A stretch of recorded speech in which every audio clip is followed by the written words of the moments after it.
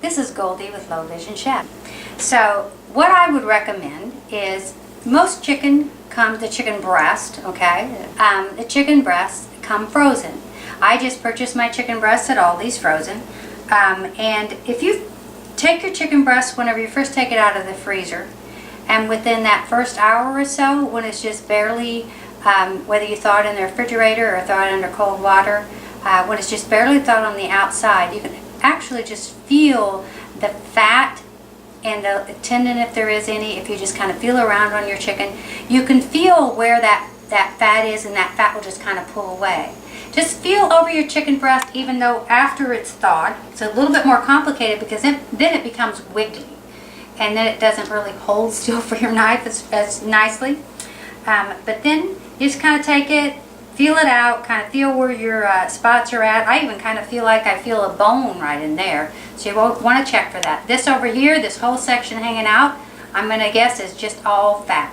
Then take your knife, take the same, using the same method as if you kind of do for vegetables, go to the edges of that, and then just kind of go in. Always go away from your hand whenever you're cutting, okay?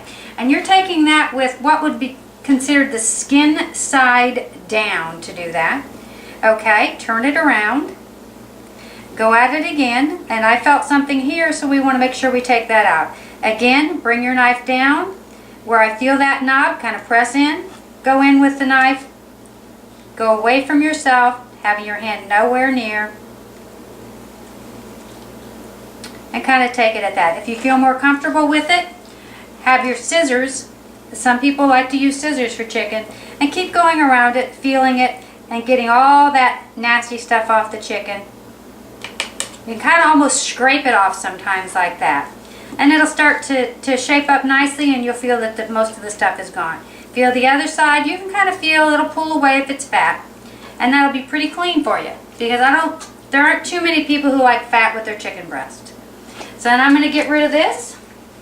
Put it over here in my sink, which I really should never do, but I'm just getting it out of view for the moment. Okay, now the next thing that I do is I take my chicken. I have a rubber glove on, but use tongs. Sorry about that, my hand isn't the best. And put it into, with that bag rolled down on the edges, kind of make room with your hand, and put it into the bottom of the bag, trying to be careful not to touch the upper edges of the bag. Let me get rid of this glove, because that's dirty, and so are the tongs now. And I'm going to roll this up. I'm going to zip my bag, try and push down to get all the air out of it.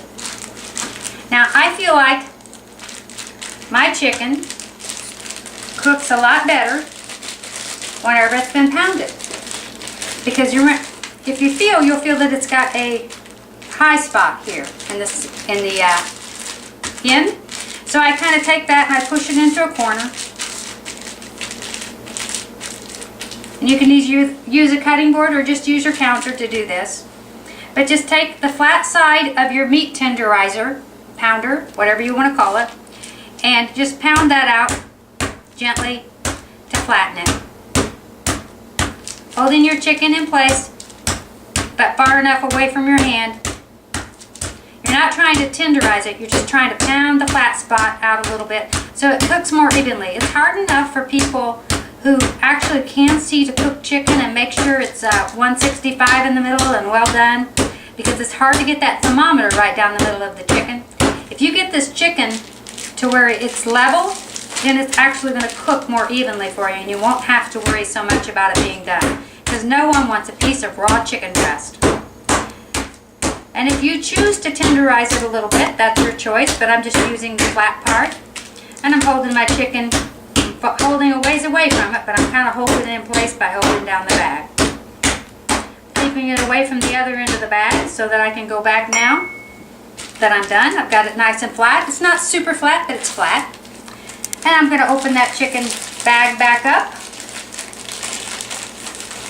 And I'm going to add some spices. I've just got some lemon juice, some fresh thyme, and some oregano here.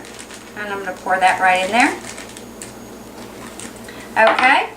Then next, I've got some fresh garlic that I've grinded up in here. This is kind of a fun toy for kids.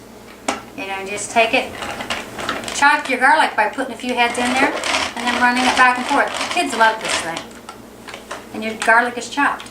Just take a little bit, flick some in there. I like a lot of garlic. Kind of feel some little pointy things in there, but so far I've never managed to cut myself on them. Okay, and then to measure, I use a lot of grinders. Now, a lot of grinders, they leak a little out the bottom.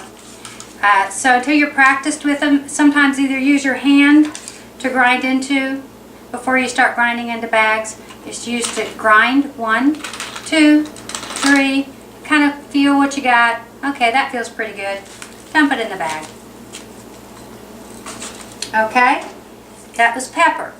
And then I've got some poultry season. Aldi makes a poultry season. You can grind this right into the lid. I'm not going to put it in there because I put some other seasonings in it.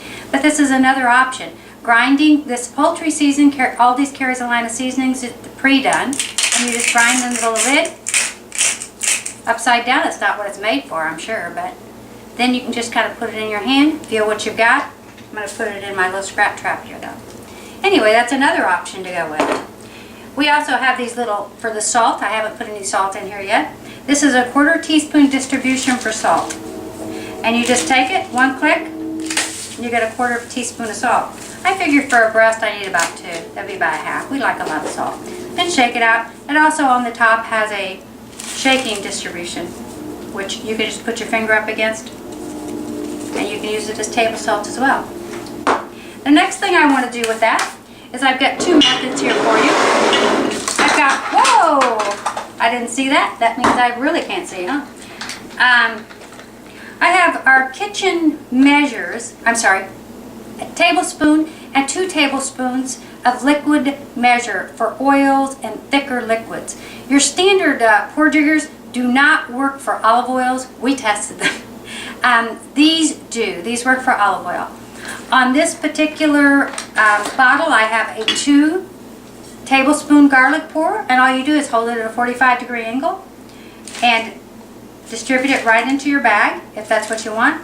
Or because I want a smaller amount and I'm going to show you a different method today. Measures, I used a standard pourer, but I always buy bright colors so I can kind of see it better. It stands out for me. And then I found that if I want to do a count method, like 1 potato, which is kind of silly, but it works. Like a 1 potato gives me about a tablespoon. 1 potato. And then if I'm doing a 2-to-1 mix, like a vinegar and oil, I'll do a mix that way. 1 potato on the vinegar, and then 1 potato, 2 potato on the oil, and I've got it. So that's another way to measure for you. Anyway, so now I've got that. I'm going to take my chicken. I'm going to rub it and get my seasonings work into it. I hope that's helpful, and you have a pleasant day, and thank you, and keep cooking.